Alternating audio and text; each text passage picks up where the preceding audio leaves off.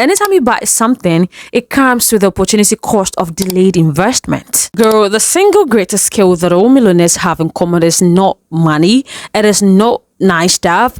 It is the ability to say no when it matters most. They have built systems and habits around your life that controls how money moves in and out of their lives. Okay, so it doesn't matter how appealing a decision presents itself, they're gonna have to pause and consult their inner scripts.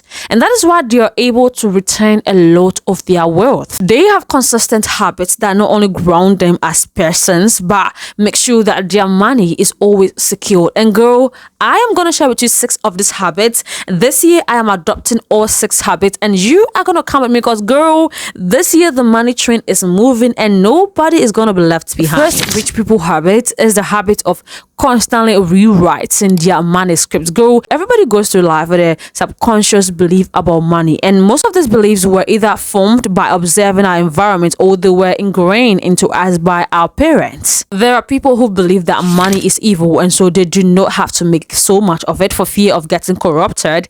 And while there are some people who also believe that getting money is the only way to make themselves happy, and there are some other people who see money as a tool, and so they feel the need to make a lot of it. And one thing I've noticed among a lot of rich people is that even if they were born or raised with a skewed conception about money, they decide what to think about money. As they grow, they expose themselves to new money knowledge. Okay, they try to see money as a tool to better their lives, and so they don't chase money, they try to own money. They try to make money because they know that it is a tool to make their lives better. You would hardly see a rich person tying his or her self-worth to money. Rich people do not tie their self-worth to money. Neither are they going to prevent themselves from making a lot of it. They are really intentional with what they think about money, yeah? And so anytime they start having limiting beliefs, girl, they tune it down. They don't just try to accumulate wealth, girl. They foster their brain to embrace learning, growth, and strategic thinking. Their guard is always up against scarcity mindset, and that is why they do not try to hoard stuff. Most of the rich people that I know are frugal people. They don't hoard stuff, they don't hoard their savings. They take calculated risk and invest as much as they could. Girl, most millionaires were not born into money, yeah? They taught themselves to become wealthy. They taught themselves to see money as a tool. They taught themselves to think healthy and positively about money. Next millionaire habit is the habit of constantly revising their net worth. Girl, the average wage earner in this country today does not even know their net worth. But rich people think differently. They are constantly asking themselves, am I on track? Is there any possession of mine that is quietly subtracting from my worth? By the way, your net worth is your total liabilities subtracted from your total assets. And if your assets are more than your liabilities, girl, you have a positive net worth. But if your liabilities are more than your asset, then that means that you have a negative net worth. And the reason the rich keep getting richer is that they do not accumulate liabilities. Girl, before they buy anything, they ask themselves, is this going to become an asset or a liability in the long run? Next habit is the habit of not financing their ego. And this is the reason why most rich people that I know are either minimalist or frugal in some kind of way.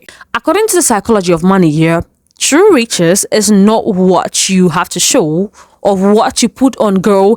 It is what you have that can bring you long-lasting freedom. Money is what it can buy, okay? And the rich knows this. That is why they make a lot of money, take care of themselves, buy things they want, not because they want approval from people. They buy it because that is what they want to do. You would hardly see them buying into chain because, girl, they don't give a damn about what anybody thinks. While the rich do not also spend lavishly, girl, they also do not hoard money away and deny themselves of simple comfort. They save first, but also make sure that they take care of themselves. They protect their money against inflation by investing and compounding. Next habit is a habit of counting the long-term cost of anything that they buy. Girl, everything that we buy has two costs. The cost we pay for upfront and what it's going to cost to maintain it.